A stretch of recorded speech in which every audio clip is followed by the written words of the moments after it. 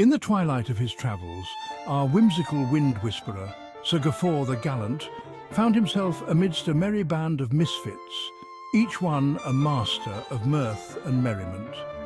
With laughter as their lodestar, they gathered neath the gnarled branches of the ancient yew tree, where leaves danced like dervishes in the delightful dusk. "Lo," quoth Sir Gaffer, "what wondrous whimsy we weave when wit and wizardry waltz together. Forsooth, it is not mere spells that summon magic, but the shared chuckles that echo through eternity." As he surveyed his companions, Lady Laughterly, a jester with jingly bells, Sir Snickerbottom, whose guffaws could rattle the very roots of reality, and Dame Chuckleberry, whose puns were potent enough to petrify even the most stoic of sages, Sir Gaffer felt a swell of sentimentality. "Pray tell," he proclaimed with a flourish befitting a bard of yore, "what arcane art shall we conjure this eve? Perhaps a spell to tickle the fancies of fate itself." The air crackled with anticipation as they prepared for an evening filled with enchantment and absurdity. Yet lo, as they began their incantations, a cacophony of tongue-twisting alliteration ensued, frolicking fairies flinging frivolous fables. Each utterance was met with roars of laughter that echoed through the enchanted grove. But amidst their frolicsome folly, Sir Gaffer stumbled upon an ancient tome buried beneath a pile of giggling grasshoppers. Its pages whispered secrets long forgotten. The spell of sibilant snickers, it read, a spell said to unleash uncontrollable laughter upon its target. "By my beard!" exclaimed Lady Laughterly, her eyes twinkling like stars caught in a net. "What if we teach this spell to those who dwell in dreariness? Imagine transforming their frowns into fits of frivolity." The notion sparked excitement among them. However, Sir Snickerbottom raised an eyebrow sceptically. "Aye," he mused sarcastically, "but what if they laugh so hard they float away like wayward wisps? We might lose half our audience to the clouds."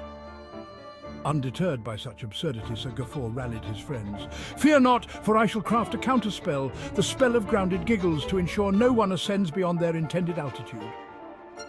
With quills poised and parchment spread wide like wings ready for flight, they set about inscribing their newfound knowledge into existence.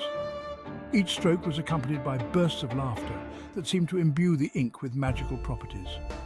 As night deepened and stars twinkled like mischievous sprites above them, they gathered round to practice their newly minted spells. With each attempt at casting the spell of sibilant snickers came fits of laughter so profound that even the moon appeared to chuckle in delight. Yet just as they thought mastery was within reach, a sudden gust swept through the grove. The leaves rustled ominously as if warning them against their whimsical ways. In that momentary chaos arose an unexpected twist. Instead of laughter erupting from their lips at will, every utterance turned into an elaborate riddle. "Why dost thou seek solace in silliness?" croaked Dame Chuckleberry in bewilderment. The air thickened with confusion as riddles flew about like enchanted fireflies, each one more perplexing than the last. It seemed that their joyous intentions had inadvertently summoned an ancient trickster spirit known for its penchant for puzzles. Realizing this was no ordinary predicament, but rather an opportunity cloaked in conundrums, Sir Gaffer seized upon it with fervour. "Let us teach this spirit our ways," he declared boldly. They began weaving tales filled with humour and heart, while simultaneously solving riddles posed by their spectral guest, each answer eliciting peals of laughter from both sides until harmony reigned once more. At last, as dawn broke over yonder hills painted gold by sunlight's kiss, Sir Gaffer beamed proudly at his friends. They had not only mastered new spells, but had also forged bonds stronger than any enchantment could conjure alone. In parting words filled with heartfelt hilarity and poignant promises to reunite again under laughing leaves, he declared, "Remember well, magic thrives not solely within spells, but within shared laughter, the greatest magic there ever was."